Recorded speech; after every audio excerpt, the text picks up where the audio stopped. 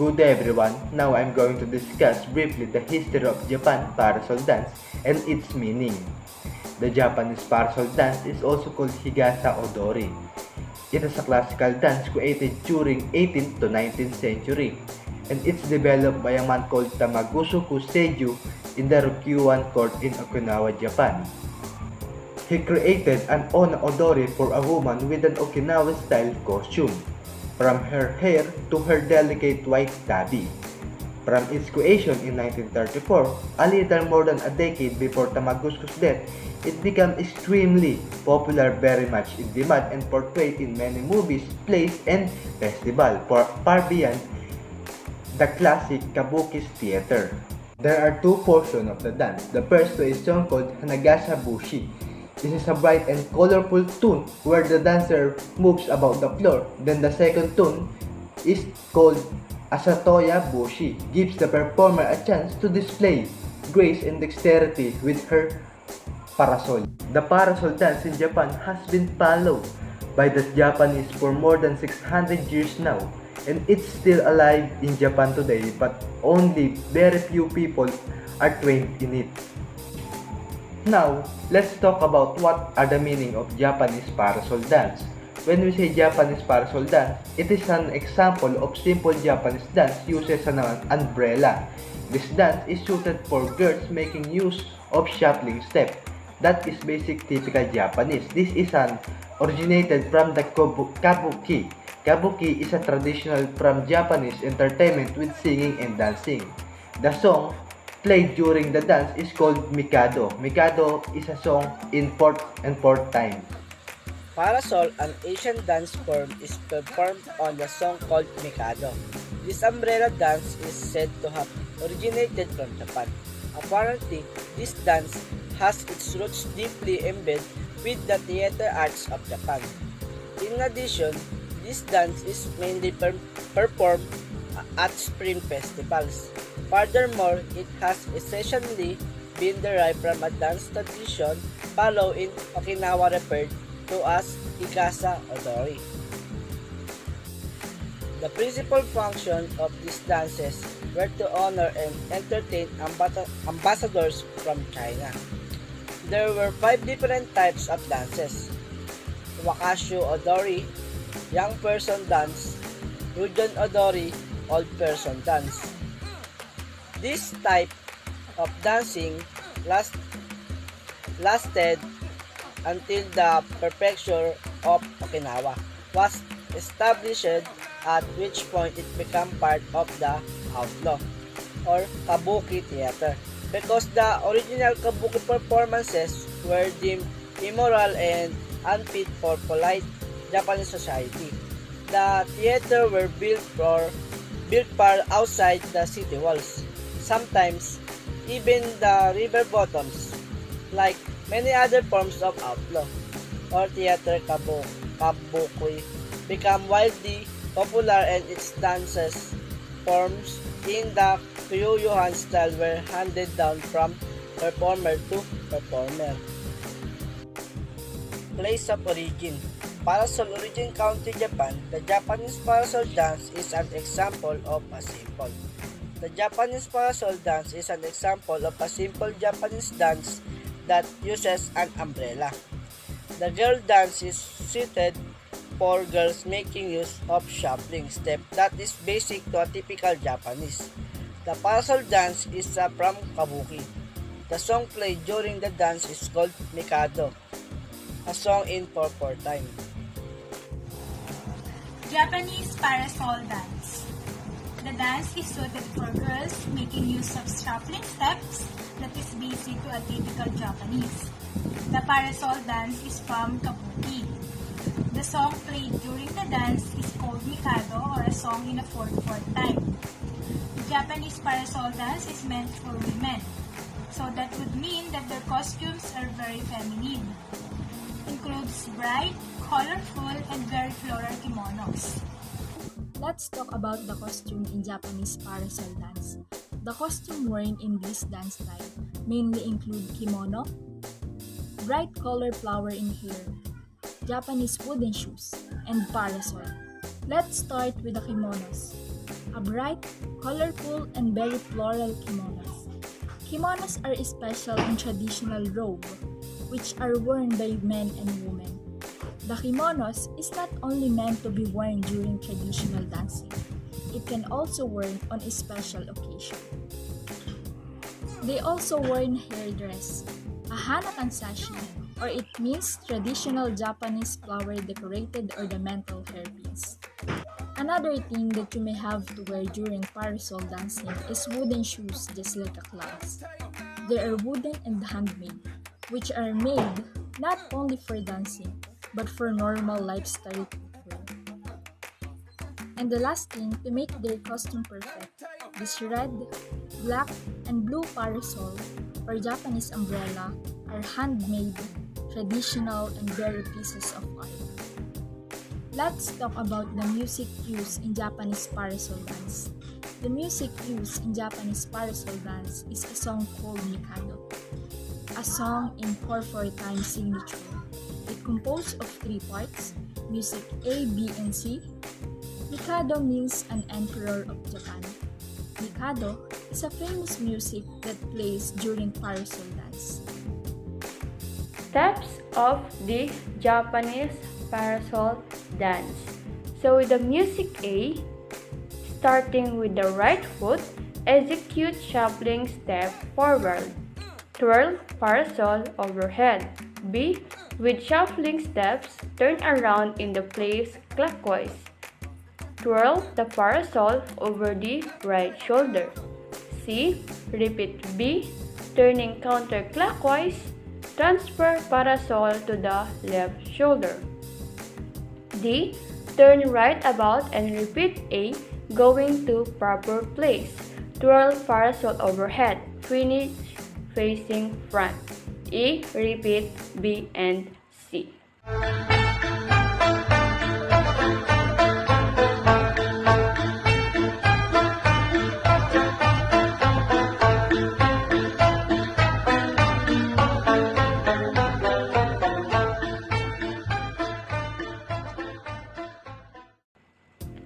With the music B, A, step right sideward, count 1, step left close to right foot, count 2, bend knees slightly, count 3, straighten knees, count 4, bend the head slightly to the right side, parasol resting on the right shoulder.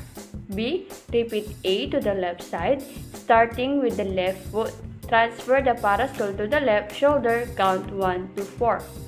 C, repeat A and B. D, with number 1 leading, execute shuffling steps moving clockwise. Each group makes its own circle. Twirl parasol on the shoulder, 8 counts. E, turn right about and repeat D counterclockwise. Transfer parasol to the left shoulder.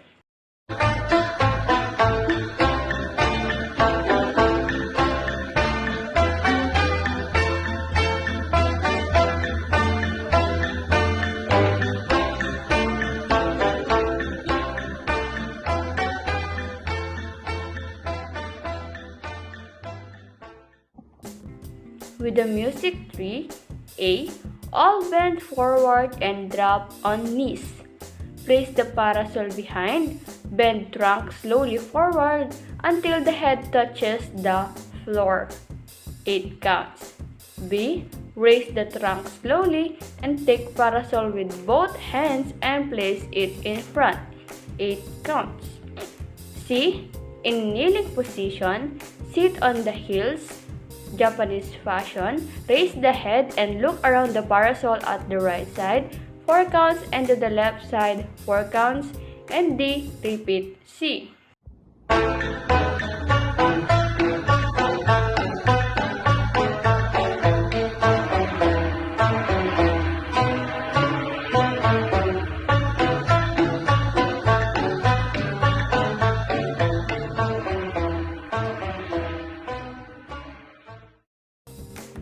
With the music A, each girl rolls her own parasol around self-clockwise, 4 counts, and counterclockwise, 4 counts.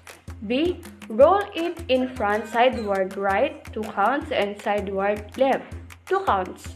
C. Repeat B. D. Repeat A and B. E.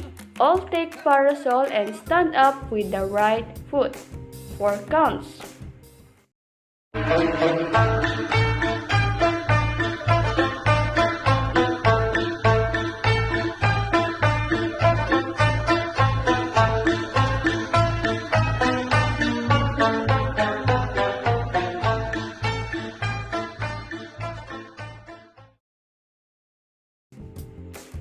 With the music B, all face right, holding the parasol with 2 hands at high level. B. Execute shuffling steps forward, twirling parasol clockwise 4 counts. C. Turn left about, repeat A. Parasol top toward audience 4 counts. D. Turn right about, repeat A and B. E. Execute shuffling steps forward to form a square, each girl occupying a corner facing a common center. F. Turn around in place clockwise and counterclockwise as in figure 1, B and C. Finish facing the center. G. Turn around in place as in figure 1B, twice 8 counts, finish facing proper places. H. Repeat A, going to place. I with number 1 leading, each set turn once clockwise and then exit. Use shuffling steps throughout, twirling the parasol on the shoulder.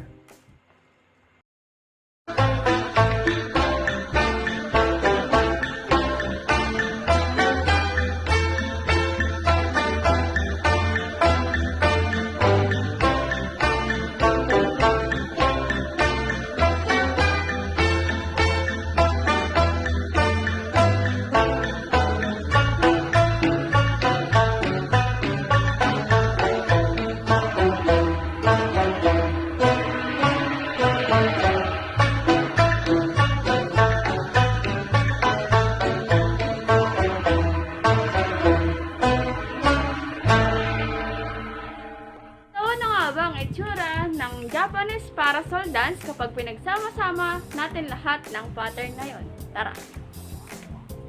Duno!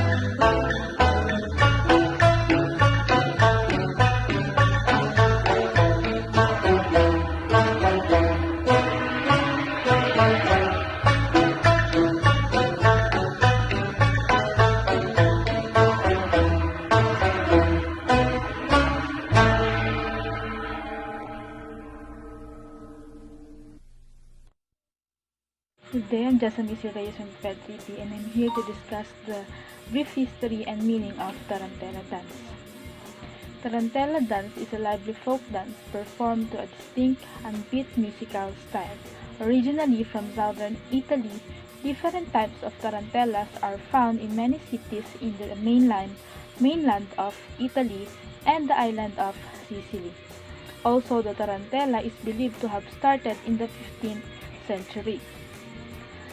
Tarantella is also danced at weddings and other celebrations.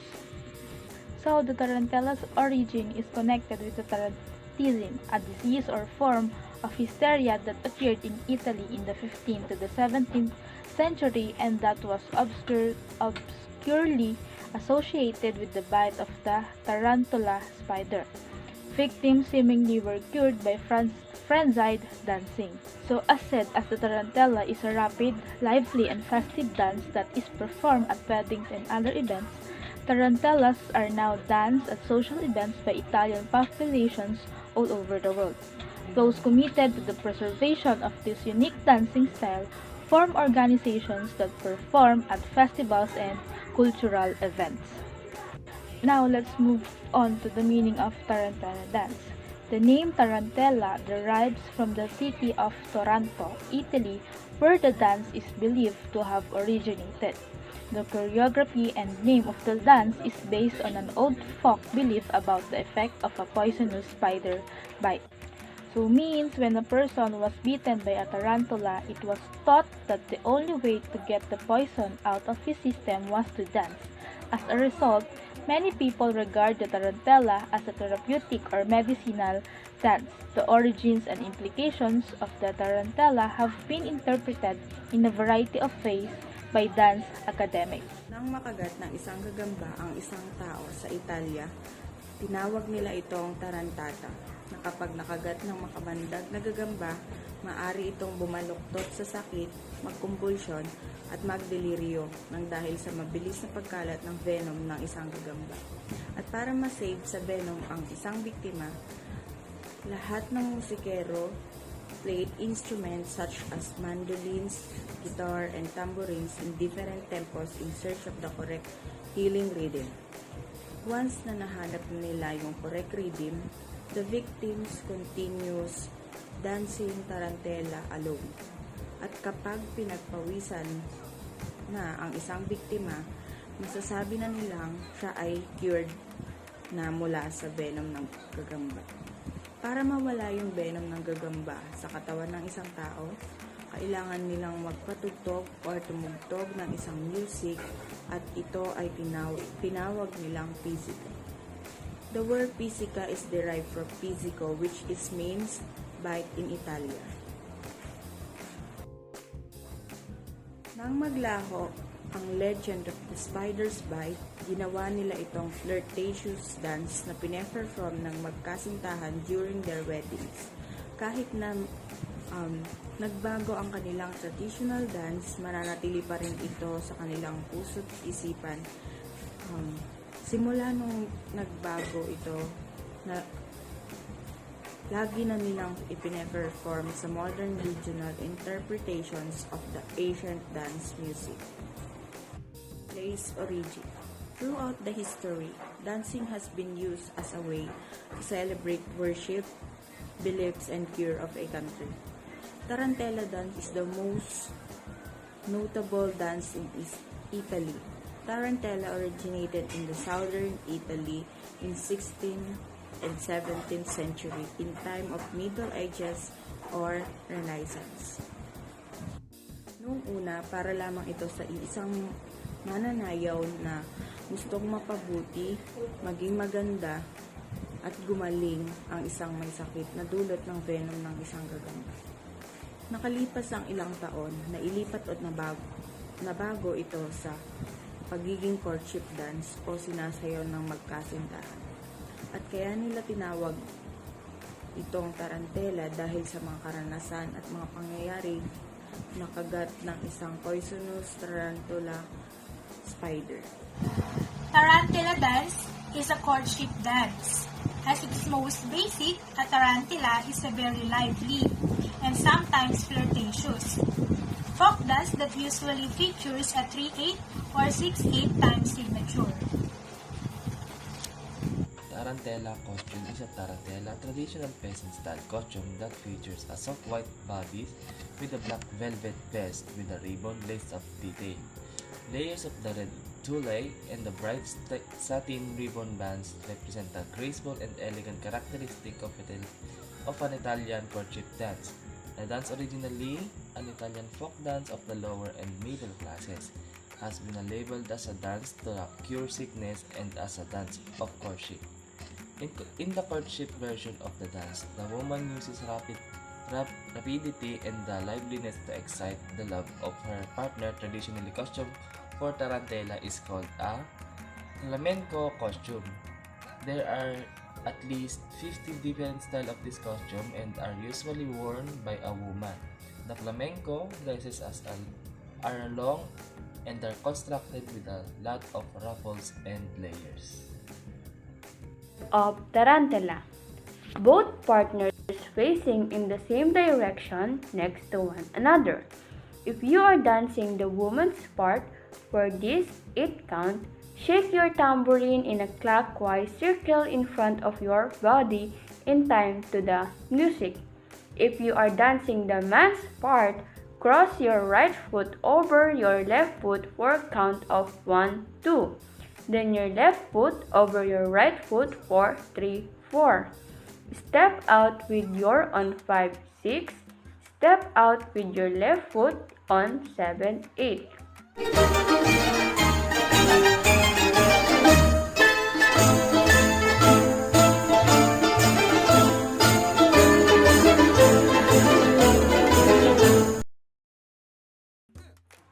Two, both partners do this next step identically. Kick your right foot low to the ground and place the ball of your right foot on the ground in the front of your left foot on. 2. Hop back onto your left foot on 3. Step your right foot back into its starting position. On 4, repeat this move starting with your left foot on 5, 6, 7, 8. Repeat this sequence for 3 more 8 counts.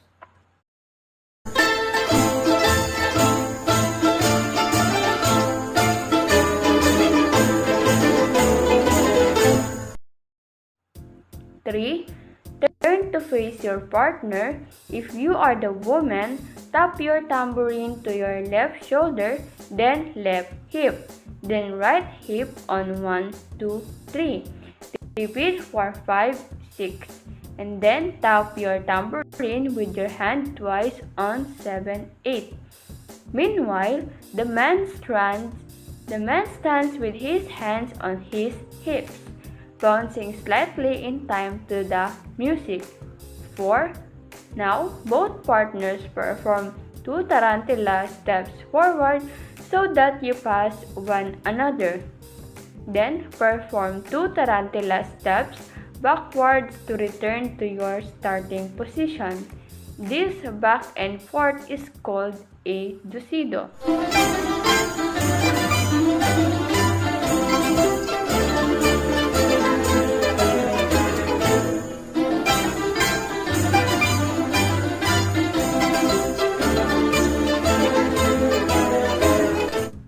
5. If you are the man, kneel down on your right knee, holding the tambourine in your left hand. Tap it against your side to the beat for 1, 2, 3, 4, 5, 6, 7. On 8, tap in twice. Meanwhile, if you are the woman, perform 2 tarantella steps in place.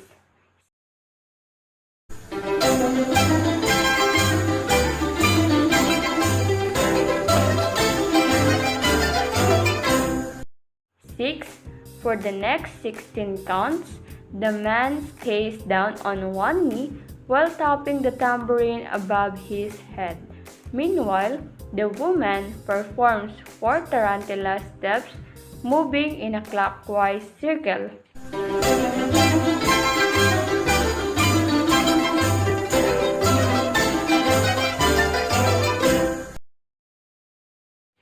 Seven, 2 sets of couples come together in a circle and extend their right arms toward the center so they are touching.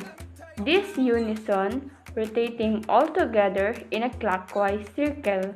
On the last Tarantella steps, everyone taps their tambourine, which is held in everyone's left hand.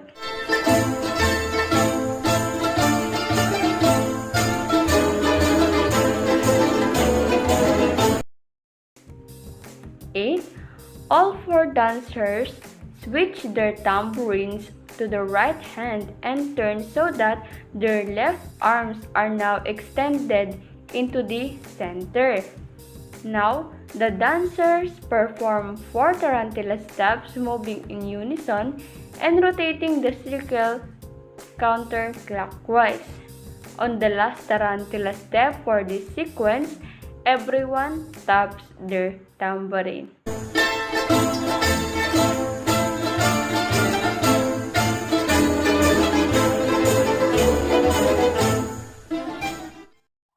Tara, pagsama-samahin natin ang steps ng tarantella.